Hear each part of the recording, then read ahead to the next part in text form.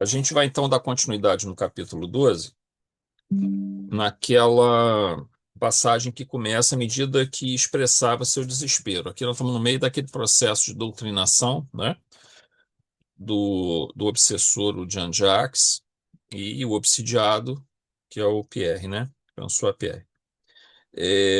Quem que poderia ler para a gente, por favor, à medida que expressava o seu desespero? Eu posso, eu só tenho que saber onde é a página, porque semana passada eu não participei. Aqui nesse livro aqui é 122, mas eu não sei se é o que você tem. Tem. Qual é o capítulo? Só para eu me orientar É aqui no o Kindle. 12, capítulo 12, Nina. 12. Tá bom. Aí começa com qual parágrafo? Vai ser à medida que expressava o seu desespero. Na 122? No meu tá na 122. É o segundo parágrafo. É, o segundo parágrafo. Não. Sabe por quê, Reinaldo? A edição dela lá de Andrômeda Ah, outra editora. Pois é. É a FEB lá de Andrômeda. achei, mas o meu tá na 120. Tá vendo? Tô falando. A Andrômeda é diferente mesmo. E a capa do livro é a mesma, tá? Pois é, mas aqui é Andrômeda, né, Valério? É, aqui nós estamos mais. Vamos lá. E aí pra gente? À medida que expressava o seu desespero, ao invés de produzir-nos revolta, causou-nos profunda compaixão. Os que participávamos da terapia socorrista experimentamos um sentimento de imensa ternura pelo infeliz, por imaginar que houvera sofrido durante o suplício da empalação. Como se houvesse captado o nosso pensamento, o desditoso espírito adiu as suas justificações. Eu seria até capaz de perdoar um infame, caso a mim somente houvesse tornado desditoso. O hediondo criminoso mandou violar a minha mulher diante de mim, enjaulado e enfurecido pela soldadesca ao seu serviço, enquanto indiferente, tomando vinho e comendo queijo fédito, sorria. Não poupou os meus dois filhinhos inocentes, acusados de pertencerem ao calvinismo, que zombeteiramente os católicos dominavam como huguenotes. As dores superlativas que nos dilaceraram, enquanto gritavam por mim, aguardando um socorro que jamais lhe poderia propiciar, esfacelaram-me todos os sentimentos de compaixão e de misericórdia. Odiei-os a todos os católicos. E ao desalmado, prometi que, se a morte não arrebatava a vida, conforme eu acreditava, enviá-lo-ia ao inferno, mesmo que seguindo com ele. Fez uma pausa na angústia em que se debatia, produzindo-nos mais compaixão e entendimento sobre a sua dor, e num gesto de incomum desespero brandou: mesmo que eu o quisesse, e eu não o desejo, eu simplesmente não posso perdoar, nem sequer desculpar. Ante o inesperado para nós, Pepitinga, como se estivesse aguardando esse grito de superlativa angústia, envolveu em vibrações de muita paz, mas sem deixar-se perturbar pela emoção do momento, contemplou. Já que lhe é impossível perdoar ou desculpar, e nós o entendemos perfeitamente, deixe-o por conta do Criador, nosso Pai, que dispõe dos recursos hábeis para a aplicação da justiça, sem a necessidade de você gerar novos comprometimentos na sua execução. Da mesma forma como você foi alcançado pelos vigorosos braços da divina lei, convocando ao resgate de não menores crimes transatos, o nosso irmão também o será, no momento próprio, com a diferença que, nessa vez, não haverá algoz encarregado de exercê-la. O antagonista pareceu momentaneamente hebetado pela surpresa da proposta, enquanto o sábio terapeuta de desencarnados continuou. Como você o disse, nasceu, morreu e renasceu vinculado ao sentimento de esforço, nele fixando-se e experimentando mais dor através dos séculos. Está demonstrado que a reencarnação é o processo especial para a reparação. Como consequência, se você persistir na ideia sumamente infeliz, volverá ao palco terrestre em sofrimentos indescritíveis, somente pela sua rebeldia ante as leis de Deus. Pairava no ar uma psicosfera de harmonia, produzida pela mente superior do nosso caro doutor Arquimedes, que nesse momento, eu não vira sair, adentrava-se acompanhado por uma senhora de rara beleza espiritual, seguida por 2 outros espíritos igualmente felizes. Aproximara-se do desditoso, que chorava de revolta, enquanto Pepitingo o interrogou emocionado. Reconhece os nossos visitantes que vieram abraçá-lo? Jean-Jacques pareceu despertar da loucura prolongada e, totalmente transfigurado pela surpresa e pela alegria, atirou-se nos braços da entidade aureolada de peregrina luz. Chegou o momento, meu amor, de encerrarmos esse capítulo infeliz da nossa história, enunciou o nobre espírito com um timbre de voz doçoroso.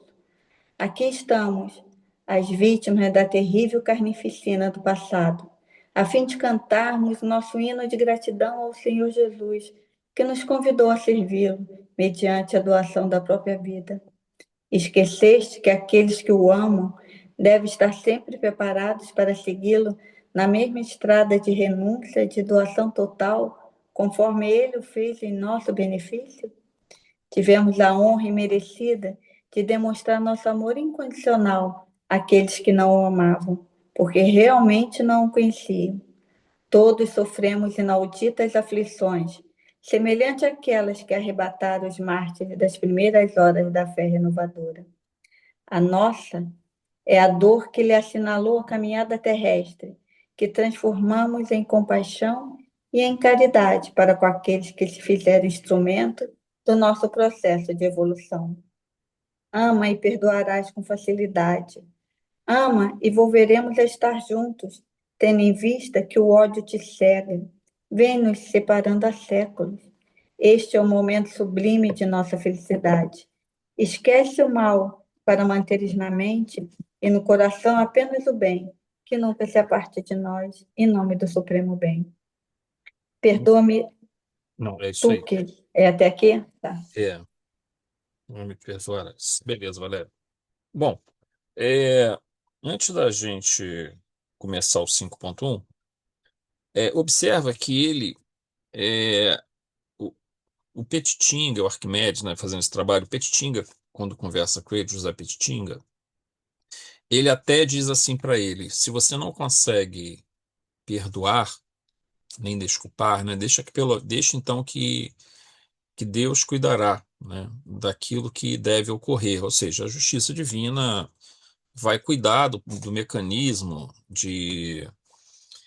Que na verdade é um mecanismo educativo, mas não adianta você falar isso para um espírito que está revoltado como ele, porque é tipo assim: deixa que essa justiça será feita por Deus. E você deixa de lado essa vingança para que, mesmo que você não perdoe, mas deixe de lado essa vingança para que você não colha frutos ainda piores, que seriam os processos reencarnatórios muito graves, né? Vejam, aí você vai dizer assim, mas se ele não perdoa, ele vai continuar tendo ódio ainda dentro do coração. Bom, de fato, se você não perdoa, você ainda terá esse ódio. Só que aí, se você não está envolvido no processo da vingança, esse ódio tende, pelo menos, a ficar estacionado e você vai sobrepondo outras camadas de experiências. É claro que esse perdão vai ter que ocorrer em algum momento, mais à frente, né? Então ele vai virar sombra, esse ódio, vai ser uma sombra, que vai ficar lá no psiquismo de profundidade, com outras camadas de experiências que vão ser vivenciadas depois, uma vez que agora, não sendo mais a vingança um mecanismo dele, ele consegue vivenciar outras experiências sem ficar o tempo todo aumentando o nível desse ódio e desse rancor e tudo mais, o que obviamente prejudica muito o processo evolutivo dele e vem prejudicando há tanto tempo. Aí a gente pode entender assim, que às vezes perdoar não é possível, mas pelo menos não desejar a vingança já é um passo. Às vezes, perdoar não é possível, mas esquecer e não pensar mais naquilo já será um passo. Porque depois, com outras virtudes que vão sendo desenvolvidas, outras oportunidades que surgem no conjunto total das experiências nossas, né, tanto aqui na Terra quanto no plano espiritual, nós vamos desenvolver outras habilidades, outras virtudes, outras sintonias, né, com a lei divina, que vai nos permitir depois atacar esse problema. Porque ele vai ter que ser, esse perdão vai ter que ser concedido em algum momento, essa sombra tem que ser iluminada em algum momento, mas às vezes o espírito não consegue naquela hora. Então, naquela situação ali, pelo menos esse passo ele teria que dar, porque se ele não faz isso, ele ficaria numa situação muito grave, porque a espiritualidade meio que estabeleceu ali um ponto de ruptura.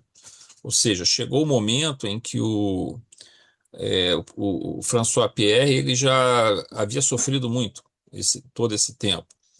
E ele já estava por demais arrependido.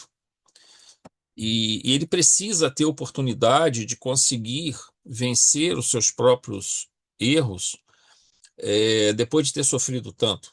E se ele tiver esse espírito o tempo todo junto dele, ele não vai conseguir fazer isso. E nesse espírito, o Jean-Jacques vai conseguir também evoluir. Então chega um certo ponto que há uma intervenção, às vezes, da espiritualidade, o que não significa que não terá que haver um perdão mais à frente, mas sob outras circunstâncias, com os espíritos mais amadurecidos. Isso até nos traz algumas reflexões, porque que às vezes um espírito até de condição mediana, espiritualmente, ou até quase assim já indo para um espírito de condição mais elevada, às vezes tem que passar por provas muito difíceis numa reencarnação e vivenciar uma situação muito difícil, às vezes durante um certo período, porque ele às vezes traz ainda essa sombra lá do passado que não chegou a ser trabalhada. Mas ele adquiriu outras virtudes que o tornam um espírito, digamos assim, de certa sabedoria, né? Mas ainda assim com essa sombra para ser iluminada. E essa sombra, muitas das vezes, vai ter que ter aí o mecanismo que vai curá-la, o mecanismo que vai permitir a iluminação dela, inevitavelmente vai trazer uma neurose à tona, né? E essa neurose trará uma aflição mental muito grande. E isso vai ter que ser vivenciado durante um certo tempo até que essa iluminação ocorra, essa transmutação ocorra. E normalmente ela tem que ocorrer no nível consciente, né? Ela tem que vir à tona para ser trabalhada. Normalmente é assim. Ainda que muitas vezes a gente vá atenuando essa sombra por decisões não diretas, mas indiretas que vamos tomando no nível consciente e vamos jogando para o subconsciente muito dessa luz que vamos adquirindo, né, naquilo que vamos fazendo. Então ela vai perdendo a sua força, mas em algum momento ela tem que vir à tona, ainda que um pouco mais fraca, para que ela de fato ocorra a catarse, venha à tona, ocorra aquele processo da neurose que será então trabalhada. E às vezes, num tempo muito curto, ela vai encontrar a sua cura, o seu procedimento, já num indivíduo mais fortalecido pelas experiências e por todo o auxílio que ele recebe, naturalmente. 5.1, então. Jean-Jacques traz ainda mais detalhes de toda a crueldade que foi cometida não só contra ele, mas também contra sua esposa e 2 filhos. A equipe espiritual se compadece profundamente de todo o seu sofrimento. E assim, na verdade, é o comportamento dos espíritos envolvidos no socorro espiritual, que tanto ao auxiliarem desencarnados ou encarnados, não proferem julgamentos ou acusações, mas procuram analisar todos os casos sob a perspectiva da justiça e da misericórdia, que, aliás, em se tratando da lei divina, nunca caminham separadas. Aquilo que nós comentamos também já em outras reuniões, estudos nossos, né? Em que o julgamento, vamos chamar assim, o que a gente chama de julgamento, deveria ser sempre uma análise do problema. Digamos assim, a pessoa tem um seríssimo problema comportamental, ela cometeu um equívoco gravíssimo, seja ele qual for, individual ou coletivo. O que seria o nosso julgamento? Seria analisar aquele caso de modo a nós não cometermos esse mesmo erro, a tentar instruir outras pessoas a não cometer esse mesmo erro, ou então estudar como flui o comportamento humano quando ele troca determinados valores que ele já possui, mas ele deixa esses valores de lado para alcançar, digamos assim, benefícios, entre aspas, que ainda estão muito ligados ao atavismo, por exemplo, o poder, a sensualidade, o apego material, o apego à riqueza. Então, essas coisas, muitas das vezes, que ainda são elementos do nosso passado, que cumpriram o seu papel lá atrás, mas agora já precisam ser atenuadas, às vezes o indivíduo ainda se agarra a isso como forma de prazer, de suposta felicidade, e aí ele vai deixar de lado as virtudes já conquistadas, vai guardá-las numa caixinha ali para poder tentar anestesiar um pouquinho a consciência dele e fazer essas coisas. Então, analisar essas situações nos ajuda a não cometer o mesmo erro, nos ajuda a entender essa dinâmica da psique humana, da evolução espiritual e nos ajuda também, se for o caso de nós cruzarmos com essa pessoa, de nós termos a oportunidade de ajudá-la de alguma maneira, nós podemos entender como esses mecanismos acontecem. E aí a nossa ajuda seria mais efetiva. Mas o julgar pelo julgar, o julgar por proferir juízos de valor, simplesmente pelo prazer de julgar, isso é um equívoco grave que Jesus já havia no Sermão da Montanha, né?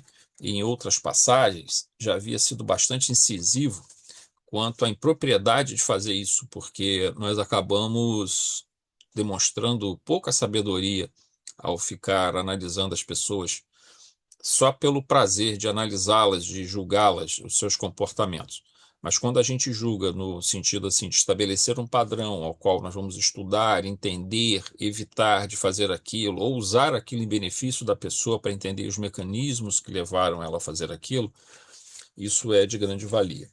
Então, o que está por trás do mecanismo que nós vamos chamar de julgamento ou de análise é a intenção, né? A intenção é o quê? É fazer o bem, é tirar uma coisa boa daquilo, ou a intenção é simplesmente falar mal, é simplesmente proferir juízos de valor? Então, essa é uma questão importante para a gente refletir. Muito bem.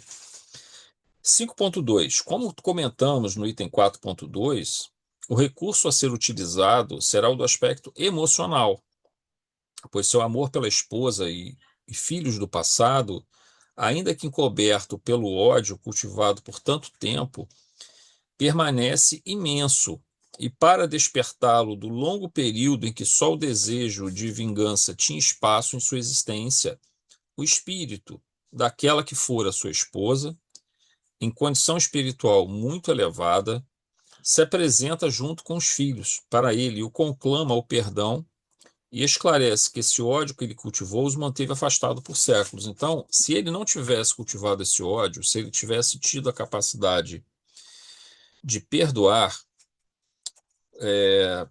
ele já teria reencontrado a esposa há mais tempo e os filhos há mais tempo. Ele carregou uma dor, um sofrimento imenso, muito além da conta, por essa incapacidade. Mas lembrando sempre que o que levou também a essa situação que ele sofreu, se fosse. O Petitinga chama atenção a esse processo aqui. Com certeza, em reencarnações anteriores, ele teria feito ele fez a mesma coisa ou algo parecido. E não é difícil entender por que isso acontece quando a gente lê a história, estuda a história da humanidade, dos vários povos, das diversas épocas, e a gente observa a quantidade de horrores que se produziam nas guerras, nas situações de conquista, em que as maiores barbaridades eram feitas. Então, são muitos milhões de indivíduos envolvidos, milhões e milhões e milhões envolvidos nesse tipo de crueldade que o François Pierre fez com ele, mas que com certeza ele também fez com outros. Então, o mecanismo vem nesse processo muito doloroso, muito difícil, mas que a única forma de você romper esse processo é usar o amor, e nesse caso o amor na forma de perdão. Não tem uma outra maneira. E o mecanismo de cura da espiritualidade, ela tem vários, né? Primeiro, o mecanismo cognitivo, que é explicar como o Petitinga vinha fazendo, explicar para ele, para o Jean-Jacques, o quanto era necessário o mecanismo do perdão, ou pelo menos de deixar de lado o mecanismo da vingança, Você tem esse mecanismo que eles utilizaram, que é trazer a esposa e os filhos para mexer com o emocional dele. Isso a gente vê também como recurso bastante utilizado pela espiritualidade em processo de tratamento espiritual, tanto em reuniões de desobsessão, quanto reuniões aqui na Terra, né, em centros espíritas, quanto reuniões de desobsessão no plano espiritual.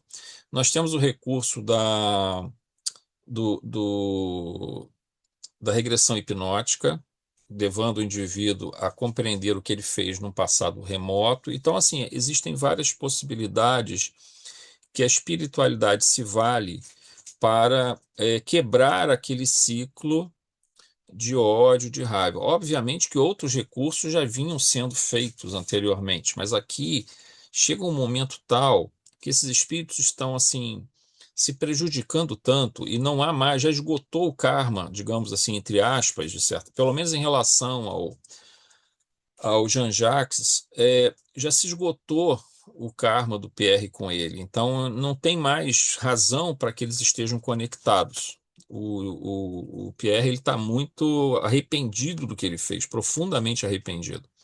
E se observa que se deixasse os dois continuarem esse processo, as tentativas do François Pierre em outras encarnações que ele vem a fazer seriam sempre frustradas. Então a espiritualidade é obrigada a intervir, ainda que, como nós falamos, esse perdão terá que ser concedido em algum momento. Apenas se faz essa separação, porque uma vez que você tem inúmeras oportunidades de estar aprendendo, você vai aprender outros valores, outras coisas, e isso vai ser útil para você vencer esse ponto fraco que você ainda não consegue trabalhar nesse momento, né? 5.3. Todo espírito tem pessoas do seu passado a quem muito amou. Então, mesmo sob uma camada de ódio, de crueldade, de completa alienação em relação às leis superiores, que regem toda a existência, todo espírito, por mais endurecido que se encontre, possui esses pontos de conexão,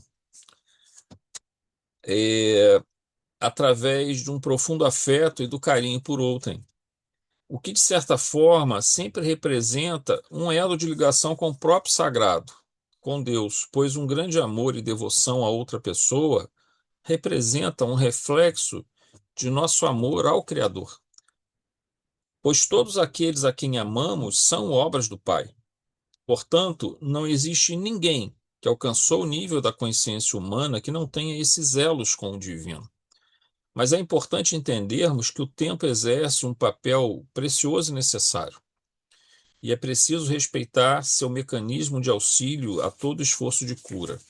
Então, o que a gente coloca aqui é o seguinte: quando o indivíduo tem um profundo amor por outra pessoa, ainda que esse amor não seja um amor perfeito, seja um amor que ainda leva um certo grau de apego, de egoísmo, porque todo o nosso amor aqui na Terra ainda está muito contaminado, de certa forma, pelo apego, um pouco pelo egoísmo, ele ainda é um processo transcendente, né? Porque nesse amor você tem uma dedicação incondicional pela pessoa, você está disposto a sacrificar você mesmo pela outra pessoa. Quando você é capaz de fazer isso, de sacrificar você mesmo pela outra pessoa, de dar sua própria vida pela outra pessoa, ainda que haja um apego, ainda que haja um nível de egoísmo, isso já é uma sublimação. Isso já é um processo de transcendência sendo exercido. Isso é um elo com o divino, com o sagrado, essa manifestação, dentro do nível evolutivo de cada um, sempre entendendo isso, dentro do nível evolutivo de cada um, da maneira que ele é capaz de expressar o seu amor. Ainda que esse amor esteja carregado um pouco por esse apego, ele é uma forma de amor. E sendo uma forma de amor, ele é uma forma de conexão com a lei divina, que é principalmente uma lei de amor, além de outros atributos, né, que nós sempre falamos. E se ele tem essa ligação com a lei divina, ele estabelece uma ligação com o sagrado, com o divino, porque todos nós trazemos o divino dentro de nós. Todos nós temos essa semente da divindade dentro de nós, todos nós temos esse DNA divino dentro de nós. Então, por ter esse elo sempre vai ser um ponto onde é possível resgatar esse indivíduo que está em trevas e trazer ele novamente para a realidade, para ele sair desse estado de alucinação que ele está, de tanto ódio que ele criou em torno dele mesmo, e começar a ver o mundo de uma outra maneira. E aí, por isso que não há ninguém que possa nunca evoluir. Sempre terá que evoluir, porque ele traz essa semente divina dentro dele. É como se nós fôssemos assim, todos nós fôssemos, vamos dizer, fôssemos pés de, vamos dizer, de maçã. Todos nós tivéssemos esse DNA de uma macieira dentro de nós. Quando jogados na Terra, nós seríamos, com certeza, quando nos desenvolvêssemos, todos nós vamos ser macieiras um pouco diferentes, algumas maiores, outras, ou limão, como a Rosana falou, pés de limão. Vão ser limões, um pouquinho, limões, não sei lá.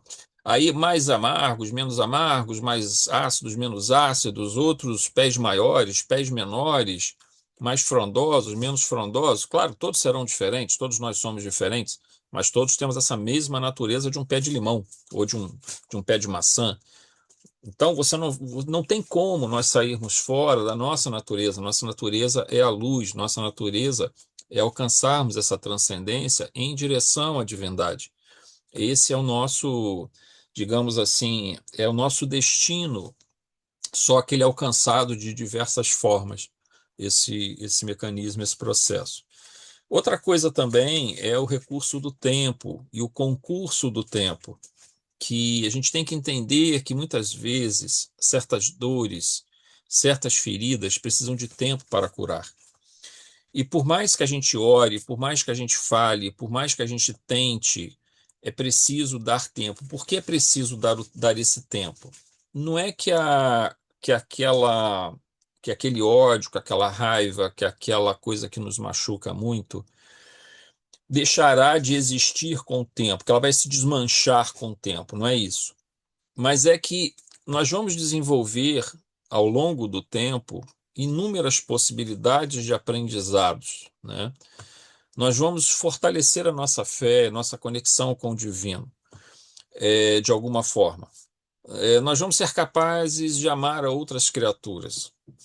E nós vamos adquirir conhecimentos, sabedorias, né? Saberes. E quando nós fazemos isso, nós, de uma certa forma, estamos caminhando em direção a dentro desse mecanismo evolutivo, arrastando essa sombra, essa matriz psíquica deletéria que nós não queremos. Mas observem que nós estamos crescendo, nós estamos nos fortalecendo, e agora trabalhar essa matriz psíquica deletéria, essa sombra, ela agora se torna, digamos assim, menos difícil. Não porque essa sombra deixou de ter força, mas é porque nós nos tornamos mais fortes em relação também a essa sombra. Então agora nós podemos lidar com ela. Então por isso que o tempo, quando a gente não consegue, nesse momento ou nessa vida, resolver um problema sério da nossa vida, o tempo, ele é também o transcurso da própria lei divina, de toda a dinâmica da lei divina acontecendo, no qual nós estamos mergulhados nessa lei. Então, nós somos inevitavelmente levados a um processo de evolução que mais à frente a gente vai conseguir trabalhar esse ponto, que ainda é um ponto fraco nosso. Então, a gente não deve também. E quando a gente está pedindo por outra pessoa e tentando ajudar uma outra pessoa, a gente vê que é difícil, o processo é lento. A gente está vendo que é óbvio que aquela pessoa que ela está fazendo está magoando a ela, magoando aos outros, prejudicando a ela, prejudicando aos outros, mas o tempo está realizando o seu trabalho. Ou seja, essa pessoa vai aprender outros valores, outras situações, ela vai ser direcionada para mecanismos reencarnatórios, ela vai ser direcionada para processos na espiritualidade que vão aprimorar outras qualidades, outras virtudes. E no momento certo, ela será capaz de atuar sobre aquele ponto ali que é para ela tão doloroso, tão difícil. E às vezes o indivíduo consegue superar isso mais rápido. Então, cada um tem o seu tempo, a sua. Mas devemos aprender a confiar no tempo e nunca deixar de trabalhar pelo bem do outro, por mais difícil que pareça, porque ele irá encontrar, pela própria destinação de todos nós como espíritos, a sua condição de luz, né? Muito bem, gente. Antes da gente passar para o item seguinte, algum comentário?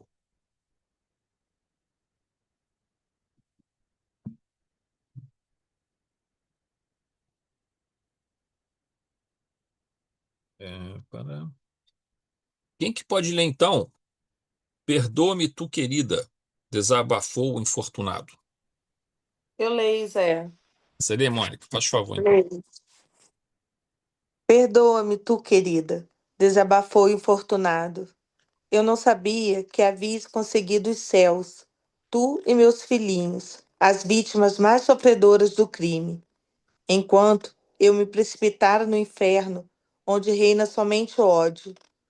Não imaginava que um dia, na condição de anjo do amor, virias com eles, os rebentos idolatrados daqueles dias de sombra, buscar-me no abismo em que tombei, devorado pela alucinação da vingança. Perdoa-me e balsamiza-me o coração queimado pelas chamas terríveis do rancor, que momento a momento mais me comburem. Agora que vieste com os outros anjos, forni-me os sentimentos de amor, ajudai-me todos a repousar, a superar o desespero e a avançar na retaguarda, cobrindo as vossas pegadas de luz com as minhas lágrimas de contínua aflição. O amor que nos vitaliza, explicou a visitante feliz, ultrapassa os limites de tempo e de espaço, mantendo-nos unidos por todo sempre, nas alegrias inefáveis e nas vicissitudes indescritíveis. Aqui estamos em nome desse amor, que herdamos de nosso Pai e de que Jesus fez o modelo mais sublime, para que a noite ceda lugar ao novo dia de esperança e de alegrias. Nesse momento, as duas crianças, emocionadas, irradiando inefável ternura, abraçaram o genitor do passado, fundindo-se todos num só amplexo de indefinível amor. Que fazer, Deus meu? Explodiu em lágrimas copiosas o infeliz. Deixa-te conduzir pelos sábios desígnios, concluiu a nobre entidade, confiando em nosso Pai, sem que te transformes no vingador insano, que jamais conseguirá fazer a justiça que proclamas como necessária. Estaremos contigo na longa viagem de redenção. Atendendo a uma solicitação mental do nosso mentor, Ângelo tocou o centro do discernimento de François Pierre, adormecido, despertando-o para que pudesse compreender e vivenciar aquele inesquecível instante de sublimação. Embora ali presente, faltava-lhe a lucidez plena para captar em profundidade tudo quanto estava sucedendo. Tocado pela beleza do reencontro, rememorou a infelicidade e, tomado de sincero arrependimento, ajoelhou-se e suplicou a veneranda visitante. Eu estava louco e louco prossigo. Tem também compaixão de mim, ajudando-me a sair deste vórtice que me conduz ao aniquilamento total. Sinto que é tarde demasiado para mim, após haver perdido a reencarnação. Piedade, portanto, eu suplico. A vítima redimida deixou o esposo por um instante e ergueu o algoz antigo, falando-lhe com incomum sentimento de compaixão. Sempre há tempo para recomeçar, e este é o início de um novo processo.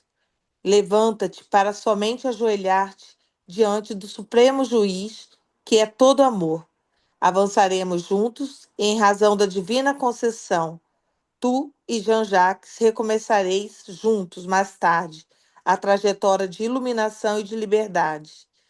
Abraçou o sofredor, revitalizando-lhe o espírito combalido, e volveu ao companheiro estarrecido, dizendo-lhe: recorda-te deste momento e avança para Jesus, em cuja estrada voltaremos a nos encontrar 1000 vezes, até o momento da perene união. Osculou o rosto suarento e banhado de lágrimas do companheiro, enquanto as crianças, igualmente, envolviam-no em carinho, afastando-se suavemente e deixando claridades fulgurantes no ambiente. Antes que ele tomasse o controle total da razão, Petitinga voltou ao diálogo. Que te parece, meu irmão, a concessão divina que o Senhor te acaba de facultar? Jean-Jacques falou trêmulo e tímido. Que Deus te conceda o perdão que eu ainda não sei oferecer-te. E tombou desfalecido. Obrigado, Mônica. Nada. Você vê que mesmo com isso ele não consegue, né, ainda oferecer o perdão, mas ele desiste da vingança. E aí o trabalho da espiritualidade foi alcançado, porque fazendo isso ocorre todo aquele ciclo que nós comentamos. Não era o ideal seria que se ele perdoasse ali, se ele fosse capaz de perdoar, isso pouparia a ele ainda outras situações futuras, né, de dificuldades, mas o passo que ele já deu já permite que ele, porque ele poderia chegar ali, mesmo diante desse quadro lindo, né, que se coloca ali,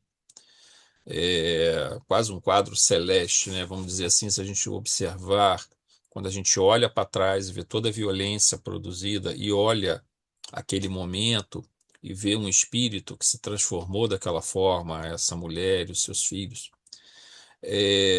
a gente observa que tudo caminha para a luz, mesmo quando parte de um processo da violência que não é desejável, mas essa violência não consegue se perpetuar. Ela pode ser vencida e será vencida e será transposta, né? Mas mesmo diante dessa situação, ele poderia ter chego e dito assim, não, eu vou continuar perseguindo ele, só que aí ele não conseguiria mais. Haveria esse afastamento. E aí, nessa tentativa de persegui-lo e não achando mais ele, mais o François Pierre, o Jean-Jacques ele sofreria ainda mais. Então, quando ele toma essa decisão de deixar para Deus o que seja justiça, e ele ainda não é capaz de perdoar, mas ele entende que pelo menos não irá mais tentar persegui-lo, nesse ponto a espiritualidade já alcançou um enorme passo dentro desse processo. E aí já se prepara, já fica encaminhado os dois para as suas respectivas recuperações. Uma coisa também que a gente tem que chamar atenção aqui, esses dois meninos que aparecem, as crianças, é claro que transcorridos séculos, eles ainda não são crianças mais, né? Eram crianças naquele momento da reencarnação que eles foram assassinados.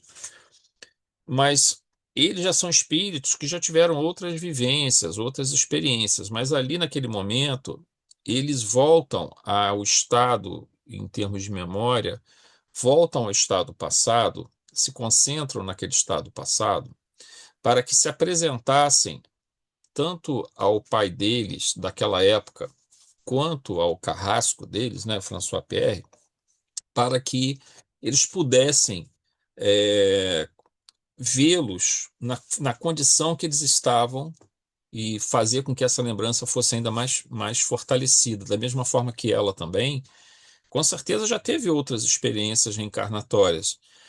E já teve outras, se fosse lembrar assim, qual a última encarnação dela? Possivelmente seria um semblante diferente, uma forma diferente, mas ela se concentra na forma daquela reencarnação, ela já consegue fazer isso, e se apresenta com aquela forma, porque era necessário esse processo para que os dois reconhecessem a figura dela.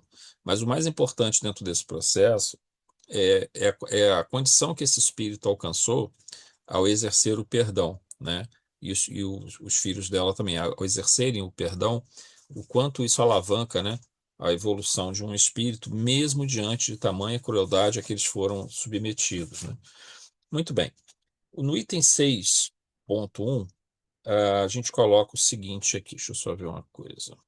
A gente vai finalizar aqui no item 6, aí semana que vem a gente vai fazer o item 7, mas já entrando com outra apostila, tá? Eu já vou botar o capítulo 13, até o fim de semana eu já coloco, até início da semana que vem, e aí nós já finalizamos o 7, que é o último que vai ficar faltando, um pedaço menor, e aí a gente já começa o capítulo 13, tá?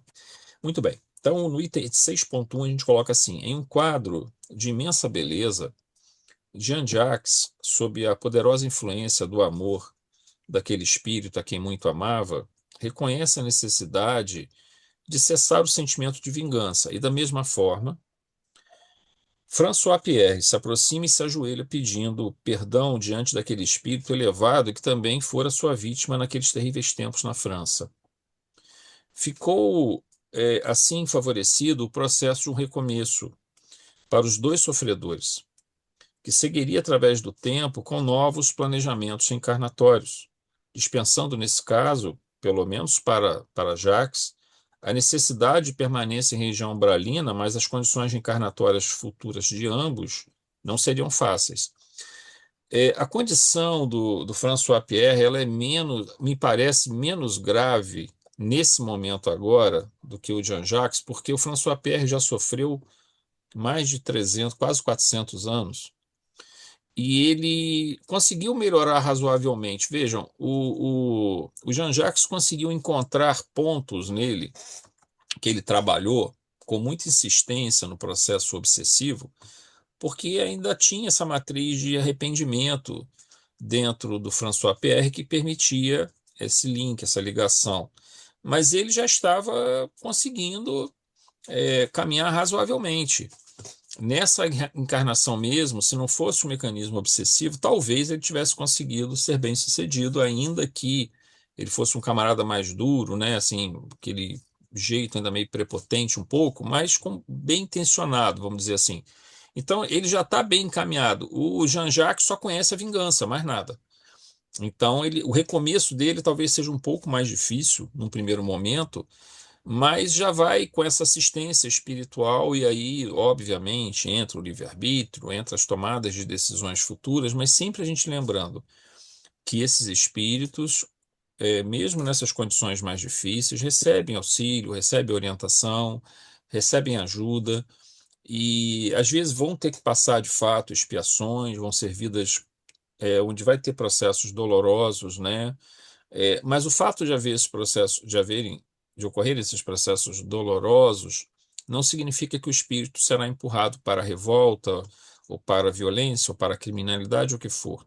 O espírito ele vai ser sempre livre para tomar a sua decisão, né? Mas não dá para imaginar que os dois, especialmente o Jean-Jacques, que era obsessor, que ele vai conseguir ter uma reencarnação muito tranquila, vai ser uma reencarnação sofrida durante algum tempo, talvez mais de uma encarnação, mas esse processo sempre assistido, né? Inclusive pela colônia espiritual ou pelo posto de socorro, que vai supervisionar o processo reencarnatório dele e terá os cuidados com ele também de estar protegendo, criando fatores de influências positivas para ele ficar bem, né? 6.2.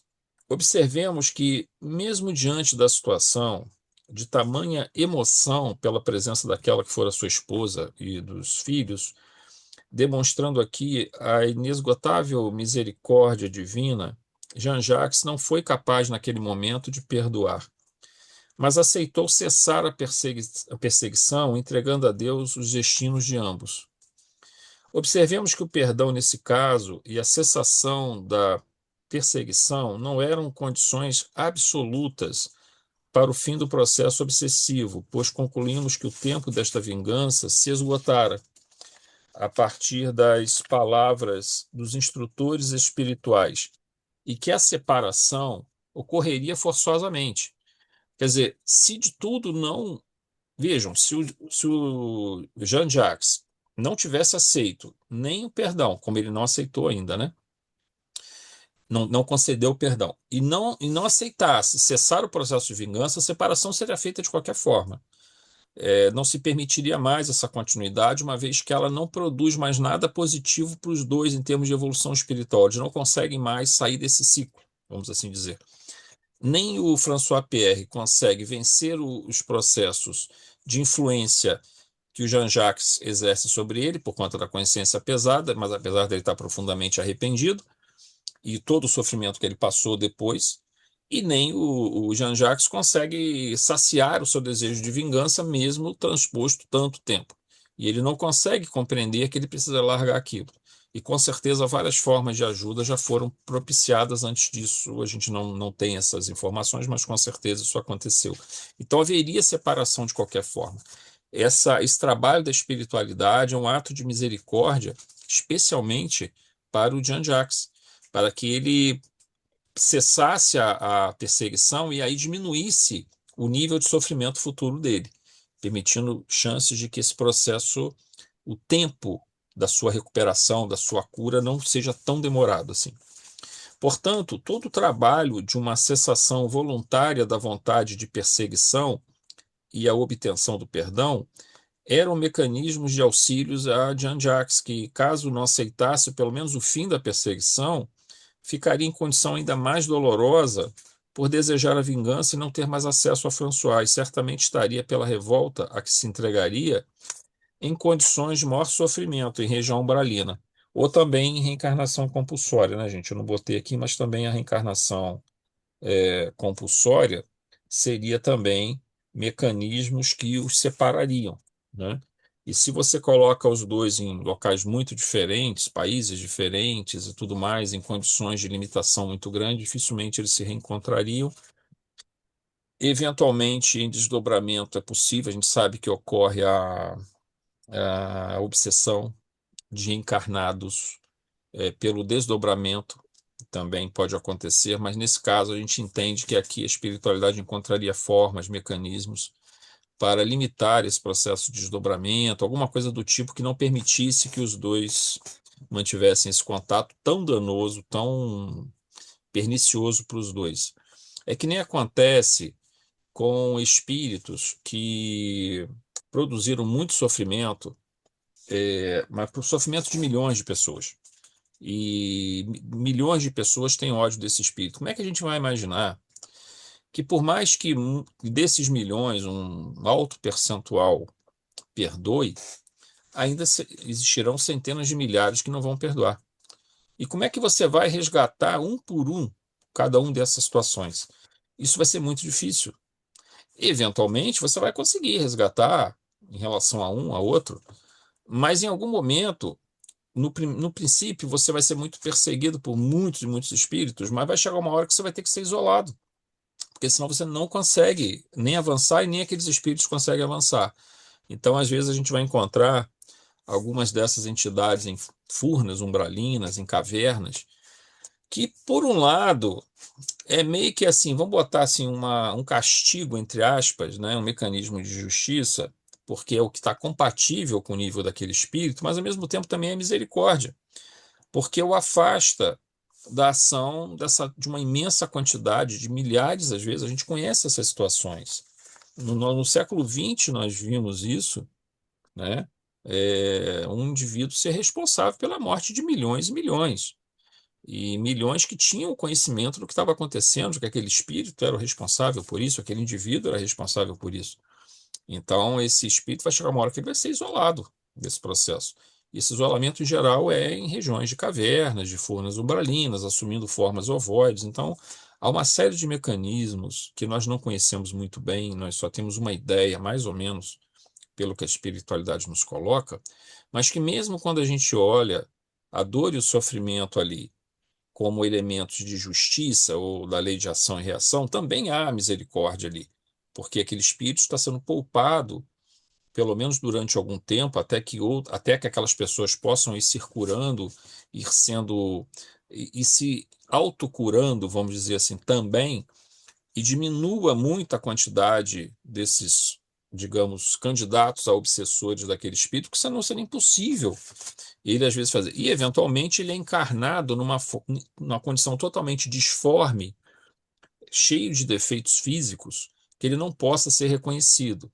Numa situação que ele tenha dificuldade do processo de desdobramento, para que alguma condição neurológica que dificulte o processo de desdobramento, para que ele não seja encontrado na espiritualidade, para esse espírito ter ali um local de se esconder. Até que, e aí nós sabemos que será um processo longo, mas é importante que isso aconteça até para dar chance para esses outros espíritos, todos que foram assassinados, que foram prejudicados, para eles poderem também, através desse mecanismo de novas experiências, de não cultivar tanto ódio, de não estar vendo o seu carrasco ali na sua frente, você poder esquecer um pouco aquilo e outras virtudes serem trabalhadas pelo mecanismo evolutivo. Então, em todos esses mecanismos, ocorre uma grande sabedoria, porque nos foi dada a liberdade até para errar e para magoar, para fazer o mal, liberdade que usamos erroneamente, mas também nos é concedida pela justiça e pela misericórdia inúmeras oportunidades nas quais nós vamos novamente ser conduzidos à grandeza, à luz, né? Encontrar o nosso destino, a nossa destinação, né? Então, gente, nós vamos fazer Alguma, alguma pergunta, algum comentário antes da gente encerrar aqui? Ô Tudo. Zé, Oi, Valéria. eu só não entendi uma coisa que você acabou de falar, que às vezes o espírito vem até, né, num corpo deformado e tal, para evitar esses encontros com outros espíritos e tal. Mas o corpo, ele, nesse caso, ele não depende do espírito. Quando você dorme, o espírito, né, entra Não, é o que eu em falei, né? desdobramento. Ele vem com uma deformidade que, inclusive, a gente tem um exemplo disso naquele livro Ação e Reação, onde tem a figura do Sabino, né? Que ele era um barão que cometeu inúmeros assassinatos. E ele vem dentro de um corpo de um anão, todo deformado, e mentalmente o cérebro dele é totalmente, digamos assim, uma debilidade mental completa. E a gente observa que ele não se desdobra. O Sabino não se desdobra. Então, ali parece que é possível você, numa deformidade muito grande, não um tanto corpórea, mas numa deformidade que envolva a parte cerebral e alterações neurológicas importantes, você dificulte o processo de desdobramento. E nessa dificuldade do processo de desdobramento, que eventualmente vai ser só parcial, você vai conseguir evitar esse reencontro na espiritualidade. Ou se você se desdobrar, aquela forma que você está vendo, ela se estampa no teu perispírito e você também se desdobra na forma daquele indivíduo todo deformado, que nenhum outro espírito vai querer muito se aproximar dele. São recursos que se a espiritualidade dispõe. No caso de Sabino, é muito instrutivo aquele capítulo, porque a gente observa que ele também tem um processo de monoideísmo, né? Ele fica o tempo todo pensando no que ele fez no passado, e então, obviamente, que o pensamento dele não se espalha muito, porque ele entra num ciclo de quase loucura dentro desse processo, onde ele fica, como você entra nesse ciclo de loucura, onde você fica só rememorando o passado e você não consegue pensar muito, é pouco provável que você consiga expandir muito os teus níveis de pensamento, uma vez que você está jogando só para dentro de você mesmo esse próprio pensamento. E ele parece que não se desdobra, pelo menos é o que dá mais ou menos a entender, que a mãe dele se desdobra, mas a gente observa que ele não consegue. E isso aí me parece que essa ação, principalmente no nível neurológico, ela talvez exista essa possibilidade da espiritualidade diminuir o nível de desdobramento, e aí diminuindo, né, o nível de desdobramento se consegue, então, evitar que o espírito tenha essa possibilidade de ser obsidiado em desdobramento, porque realmente isso aconteceria, né? E se acontecesse, aí seria um distúrbio muito grande, um problema muito, muito grande. Mas vejam, os nossos conhecimentos também, Valéria, nesse sentido, são muito limitados, né? Nós imaginamos que isso deva estar acontecendo para, digamos, não só proteger, entre aspas, aquele espírito, para que ele tenha chance de um tratamento, como também proteger as vítimas para que elas não tenham ali um objeto, não tenham uma visão que vai despertar nelas ainda mais ódio e dificultar ainda mais o trabalho de tratamento delas também. Então, todos esses são elementos que a gente acredita que a espiritualidade utiliza esses recursos e outros que nós desconhecemos, mas de toda forma, ir mais a fundo nesse processo nós não temos, né, esse conhecimento. Teremos no futuro, mas nesse momento nós meio que imaginamos que esses mecanismos, esses recursos sejam utilizados, né, pela espiritualidade para fazer valer esse conceito de misericórdia que a gente chama tanto atenção, né? Poder possibilitar ao espírito ele ter um descanso, ele ter uma paz relativa, até para que a espiritualidade trabalhe o tratamento dele e trabalhe o tratamento dos obsessores, né? Porque eles também foram vítimas por sua vez. A gente também não está É, indo muitas reencarnações eu atrás, né? acabei fazendo essa pergunta porque me veio na mente logo o Fred, né, filho da minha irmã, Sim, que o sim. Fred tem muita limitação. mas e principalmente mental, né? Ele não tem, não corresponde à idade dele, a mentalidade. E que eu observei nele é que há uma perseguição, porque desde que minha irmã trazia ele desde pequenininho aqui, né? É. E chegou um certo ponto que eu falei para ela, eu nem era espírita, nem conhecia espiritismo, eu falei para ela que o filho dela, que ela tinha adotado, era um espírito suicida, né? E mais tarde ela acabou confirmando isso. E o Fred foi manifestando cada vez mais problemas, né? Conforme ia crescendo, mais Sim. problemas a mania, né? Não é mania, a necessidade dele criticar Deus e dizer por que que Deus não leva ele, já que ele não quer viver. Ele fala isso o tempo inteiro, né? E aí, o que que acontece? Eu observo que quando ele dorme, tem perseguições. Ah, não, mas aí. Ele tem a Sim, limitação, mas, sim. por exemplo, os outros espíritos não deixam de perturbá-lo, Sim, porque ele sim. Não, no continua com caso aquele dele, isso aí temperamento. acontece, com Isso, certeza. por isso que eu fiquei em dúvida. Não, Obrigada, eu Zé. quando falei esse caso de alguns indivíduos que têm uma quantidade imensa de perseguidores, são casos assim extremos, né? Normalmente, o indivíduo ele não consegue muito se livrar dos seus obsessores se eles estiverem é, ou desencarnados ou encarnados numa condição de certo desequilíbrio. Porque também o indivíduo, ele pode ser, digamos assim, ele pode ter um grande ódio do outro, mas ele pode ter encarnado e ele pode ter criado uma condição na vida dele, digamos assim, ele tem uma família amorosa, por exemplo, que talvez ele não tenha motivação quando ele se desdobra para procurar o seu antigo adversário. Isso vai depender muito de como está transcorrendo a vida, se isso considerarmos dois encarnados, né? Se for desencarnado que só quer a vingança, ele vai ter mais facilidade de localizar. Normalmente não ocorre isso que eu estou falando, tá? No caso do Fred, por exemplo, com certeza ele se desdobra e os obsessores chegam. O que eu me refiro são casos bem extremos mesmo, onde você tem uma quantidade muito, muito grande de obsessores. Eu estou falando de centenas de milhares de obsessores. Obsessores, assim, foram vítimas do passado, na última encarnação, digamos assim, e como é uma quantidade muito grande, não tem como você fazer um trabalho. Então você tem que querer encontrar um mecanismo de isolar esse espírito por um tempo, até que vá sendo possível. Mas isso são casos mais que envolvem um trabalho mais específico da espiritualidade. Normalmente, o que a gente observa é que indivíduos que trazem muitos obsessores, assim, não milhares, é claro, mas digamos dezenas de obsessores, vários obsessores, às vezes crianças mesmo, na condição de criança, ele já começa a ser obsidiado, dependendo da gravidade do problema, da gravidade da ligação dele com esses obsessores. A gente observa crianças que já começam a se automutilar, tentam se matar, manifestam já a mediunidade de obsessiva, né? Um processo obsessivo dentro da mediunidade delas, ou então não assim crianças muito novas, mas quando chegam na adolescência já começam a manifestar isso. Então, na maioria das vezes, o indivíduo reencontra seus obsessores. Isso aí não tem muito, muito jeito.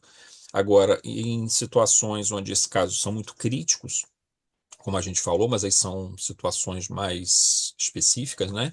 Aí que ocorre uma forma de tentar impedir o desdobramento, que é uma das poucas maneiras que você tem de esconder o espírito no corpo, porque mesmo que ele esteja escondido no corpo, quando ele se desdobra, se ele encontra centenas de milhares de obsessores, ele está perdido. Então, ele volta para o corpo, mas não consegue dormir e aquilo vai desgastar ele de uma tal forma que essa reencarnação vai ser muito complicada. Mas no caso do Fred, eu acredito que ele reencontre, sim, os obsessores dele, mas ele traz também muitas coisas dele mesmo, né?